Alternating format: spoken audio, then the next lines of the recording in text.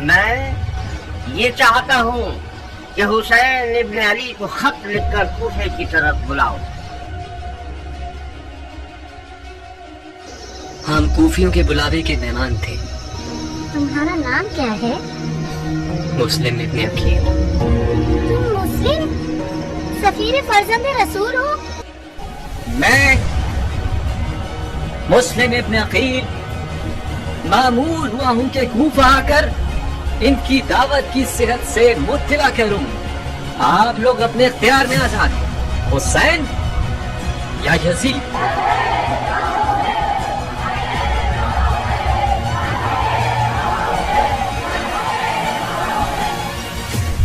بیعت کرنے والوں میں سے بعض حضرات نے دارالحکومت جا کر مٹھی بھر درہم و دینار کے بدلے اپنے آپ کو بیچ دیا ہے۔ کوفے کے لوگوں پر تکیہ کرنا ایک ٹوٹی ہوئی دیوار پر تکیہ کرنے کے برابر ہے۔ ان کی باتوں پر ناز نہ کرو، ان کے وعدوں پر اپنا دل خوش مت کرو، ان پر بھروسہ مت کرو۔ مجھے حسین کو خبر دینی ہوگی کہ کوفہ والے وہی انسان نما جانور ہیں جو میرے چچا علی کے دور میں تھے۔ مجھے انہیں کوفہ آنے سے روکنا ہوگا۔ کوفہ کل سے میدان جنگ ہے۔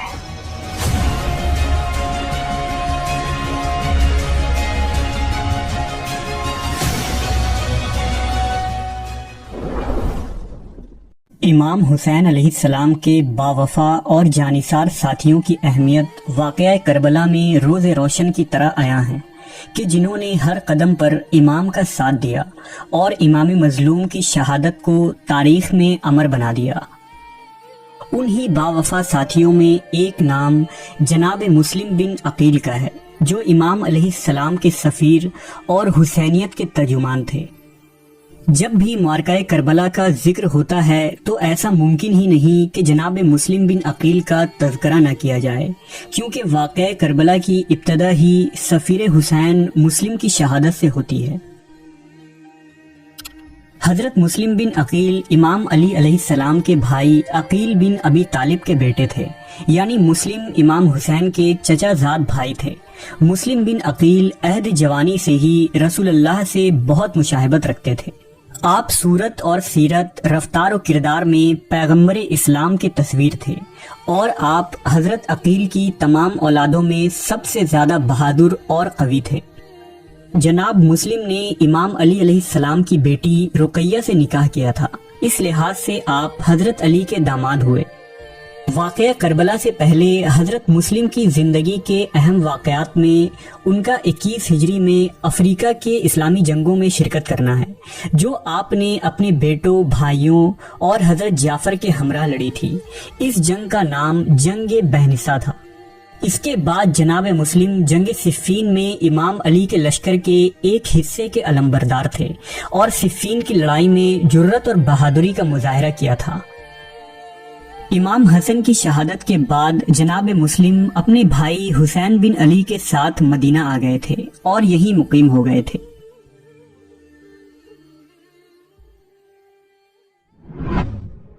دراصل معرکہ کربلا کا آغاز یزید کے اعلان جانشینی سے ہی ہو گیا تھا۔ امیر معاویہ نے اپنی وفات کے بعد یزید کو خلافت کے لیے منتخب کر لیا تھا، لہٰذا یزید نے اہل کوفہ کے بڑے بڑے شخصیات کو مجبور کیا کہ وہ اس کی بیعت کریں اور اس کے جابرانہ خلافت کو تسلیم کریں۔ لہٰذا جب کوفہ والوں کو خبر ہوئی کہ امام حسین علیہ السلام نے یزید لعین کی بیعت سے انکار کر دیا ہے، تو 60 ہجری میں کوفہ میں حضرت سلیمان بن سرت خزائی کے گھر میں ایک میٹنگ ہوئی۔ اس وقت امام حسین مکہ کی جانب ہجرت فرما چکے تھے، لہٰذا اس جلسے میں لوگوں نے یہ فیصلہ کیا کہ سب مل کر امام حسین علیہ السلام کو خط لکھ کر کوفہ آنے کی دعوت دیں گے۔ لہٰذا پہلا خط تحریر کیا گیا، جس میں سلیمان بن سرد، مسیب بن نجبہ، رفاع بن شداد اور حبیب بن مظاہر جیسے صحابہ اور تابعین نے دستخط کی، اور رمضان 60 ہجری سے امام حسین کو کوفہ سے خطوط پر خطوط ملنے شروع ہوئے۔ ان خطوط میں اہل کوفہ نے لکھا کہ آپ فرزند رسول ہیں، اور ان عیاش بنو امیہ کی حکومت کے خلاف قیام کرنا آپ پر فرض ہے۔ آپ ہمارے امام ہیں، لہٰذا اگر آپ نے یزید کے خلاف ہمارا ساتھ نہ دیا تو روز قیامت ہم آپ سے سوال کریں گے۔ کوفیوں کے خطوط کی کثرت دیکھتے ہوئے امام حسین علیہ السلام نے کوفہ کے حالات کا جائزہ لینے کے لیے اپنے چچا زاد بھائی مسلم بن عقیل کو اپنا نمائندہ اور سفیر بنا کر کوفہ بھیجا۔ حسین ابن علی نے مسلم کو یہ حکم دیا تھا کہ اپنے اس سفر کو خفیہ رکھیں، لوگوں سے ملیں، اور اگر کوفہ کے لوگ امام کے ساتھ دینے پر راضی ہوں تو واپس آ کر انہیں بتائیں۔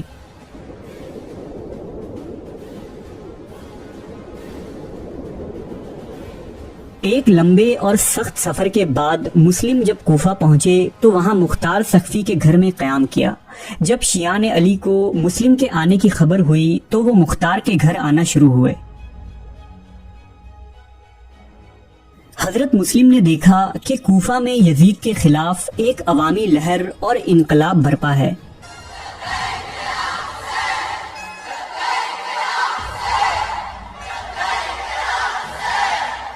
جناب مسلم نے کوفہ والوں کے سامنے ان خطوط کو بلند آواز سے پڑھا جو انہوں نے امام حسین کو لکھے تھے، لہذا اہل کوفہ نے اس پر لبیک کہا اور جناب مسلم سے عرض کیا کہ ہم امام حسین علیہ السلام کے خاطر جان و مال سے حاضر ہیں اور اس ظالم حکومت کے خاتمے کے لیے امام علیہ السلام کے ہاتھوں پر بیعت کرنے کے لیے تڑپ رہے ہیں۔ لہذا لوگوں نے مولا حسین کے نام سے مسلم بن عقیل کے ہاتھ پر بیعت لینا شروع کیا اور ایک دن میں تقریباً 18,000 لوگوں نے بیعت کی۔ لہذا حضرت مسلم نے امام حسین کو خط روانہ کیا کہ آپ کوفہ تشریف لے آئیں، یہاں کے حالات آپ کے حق میں سازگار ہیں اور ایک عظیم لشکر آپ کا منتظر ہے۔ لیکن جیسے ہی یہ خبر یزید کو پہنچی کہ کوفہ کے لوگ بغاوت پر آمادہ ہیں اور اہل کوفہ مسلم کے ہاتھوں بیعت کر چکے ہیں، تو اس نے بصرہ کے ایک ظالم گورنر جس کا نام عبید اللہ ابن زیاد تھا اسے کوفہ روانہ کیا اور اسے حکم دیا کہ اہل کوفہ کے بغاوت کو سختی سے کچل دیا جائے اور مسلم بن عقیل کے سر کو کاٹ کر شام بھیجا جائے۔ چنانچہ فوراً ابن زیاد کوفہ پہنچا اور وہاں کی گورنری سنبھالی۔ اس وقت جناب مسلم مختار سقفی کے گھر سے صحابی رسول ہانی بن عروہ کے گھر منتقل ہو گئے تھے۔ ابن زیاد نے کوفہ میں یہ اعلان کر دیا کہ جہاں کہیں بھی مسلم بن عقیل ملیں انہیں گرفتار کر لیا جائے، کیونکہ وہ امیر المومنین اور خلیفہ وقت کا دشمن ہے۔ ابن زیاد نے نہایت ہی چالاکی سے اس بغاوت کو کچلا۔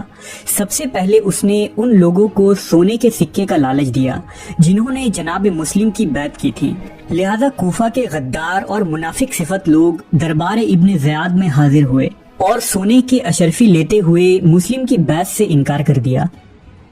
اس کے بعد ابن زیاد نے کوفہ میں یہ افواہ پھیلا دی کہ شام سے ایک عظیم لشکر آ رہا ہے، اگر کوفہ والوں نے امام حسین کی حمایت کی تو وہ لشکر بھوکی بھیڑوں کی طرح کوفہ والوں کو نوچ کر چیر پھاڑ ڈالیں گے۔ لہذا کمزور اور بزدل لوگوں نے امام حسین کی بیعت کو بھلا دیا اور ڈر کے مارے اپنے اپنے گھروں میں جا چھپے۔ اب صرف گنتی کے چند لوگ رہ گئے تھے جو جناب مسلم کے ساتھ تھے اور جنہیں مولا حسین کے لیے شہادت بھی قبول تھی۔ لہذا ابن زیاد نے کوفے کے ہر گلی اور محلے میں اپنے سپاہی پھیلا دیے اور ان لوگوں کو چن چن کر مارنے کا حکم صادر کیا۔ اس وقت حضرت مسلم ہانی کے گھر میں موجود تھے، لہذا کچھ غداروں نے ابن زیاد کو خبر دے دی کہ مسلم ہانی کے گھر چھپے ہیں۔ ہانی کوفہ کے ایک بزرگ شخص تھے اور ان کا قبیلہ بھی ان کے ساتھ تھا۔ اس کے باوجود ابن زیاد کے حکم سے سپاہیوں نے ہانی کے گھر کا گھیراؤ کر لیا اور ہانی کو گرفتار کر لیا گیا۔ ہانی کی گرفتاری کے بعد اہل کوفہ نے جناب مسلم کا ساتھ چھوڑ دیا اور مولا حسین کا یہ سفیر اجنبی شہر میں بے یار و مددگار رہ گیا۔ اب مسلم کے ساتھ صرف 30 لوگ رہ گئے تھے جو کوفہ کی گلیوں میں سپاہیوں سے چھپتے پھر رہے تھے۔ شام ہوتے ہی صرف 20 لوگ رہ گئے اور نماز مغرب ادا کرنے کے بعد صرف 10 فرد باقی رہ گئے۔ نماز کے بعد جب حضرت مسلم محلہ کندہ کے قریب پہنچے اور پلٹ کر پیچھے دیکھا تو خود کو تنہا پایا۔ اب آپ کے ہمراہ کوئی راستہ بتانے والا بھی نہ تھا اور ابن زیاد کے خوف سے کوفہ کی گلیوں میں سناٹا چھایا ہوا تھا۔ ہر مکان کا دروازہ بند تھا اور حضرت مسلم کوفہ کے گلیوں میں ایک بےکس و بیچارہ پردیسی کی طرح چکر کاٹ رہے تھے۔ حضرت مسلم کی نگاہ ایک عورت پر پڑی جو اپنے دروازہ پر کھڑی اپنے بیٹے کا انتظار کر رہی تھی۔ چونکہ مسلم پر پیاس کا شدید غلبہ تھا اور دوسری طرف کوفیوں کی غداری کے احساس نے بھی انہیں کافی متاثر کر دیا تھا، لہذا آپ نے اس عورت کے پاس جا کر انہیں سلام کیا اور کہا کہ میں پیاسا ہوں، مجھے پانی پلا دو۔ اس عورت کا نام توا تھا۔ توا اندر سے ان کے لیے پانی لائی۔ حضرت مسلم نے پانی پیا۔ اس نے حضرت مسلم سے کہا کہ تم اب اپنے گھر کیوں نہیں چلے جاتے؟ حضرت مسلم خاموش رہے۔ اس نے 2-3 مرتبہ کہا تو مسلم نے جواب دیا، اے کنیز، میرا اس شہر میں کوئی گھر نہیں ہے، کیا تم اپنے گھر میں مجھے پناہ دے کر ثواب حاصل کرو گی؟ ممکن ہے اپنی زندگی میں اس کا کچھ عوض دے سکوں۔ توا نے پوچھا کہ آپ کون ہیں؟ آپ نے فرمایا، میں مسلم بن عقیل ہوں، کوفہ والوں نے میرے ساتھ غداری کی ہے۔ توا حیران ہوئی اور کہا کہ آئیے، میرا گھر حاضر ہے۔ آپ گھر میں داخل ہوئے۔ توا نے ایک الگ کمرے میں فرش لگایا، کھانا لائی، مگر آپ نے کھانا تناول نہیں فرمایا۔ اسی اثنا میں توا کا لڑکا بلال آ گیا۔ اس نے اپنی ماں کو جب اس کمرے میں بار بار آتے جاتے دیکھا تو اپنی ماں سے اس کی وجہ پوچھی۔ لڑکے کی ضد نے توا کو یہ راز بتانے پر مجبور کر دیا۔ پہلے اس نے لڑکے سے کہا، تم یہ قسم کھاؤ کہ یہ بات کسی سے نہیں بتاؤ گے۔ اس نے قسم کھائی تو توا نے کہا، آج ہمارے گھر میں مسلم بن عقیل مہمان ہیں۔ وہ یہ بات سن کر خاموشی سے لیٹ گیا، لیکن صبح ہونے کا بے چینی سے انتظار کرنے لگا۔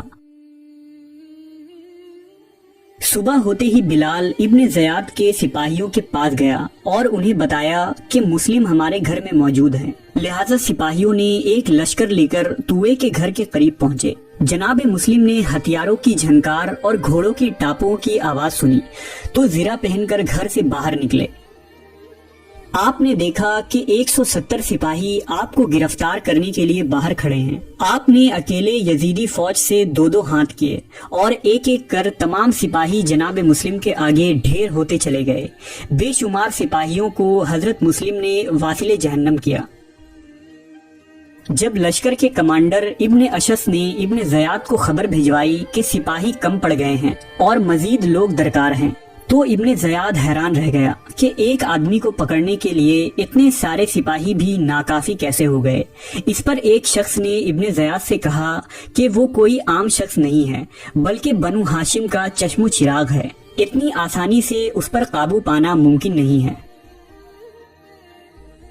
آپ زخموں سے چور تھے، اس کے باوجود سپاہیوں کے حوصلے پست ہوتے نظر آ رہے تھے اور وہ سمجھ گئے کہ اس ہاشمی جوان سے مقابلہ کرنے کے لیے شیر کا جگر چاہیے۔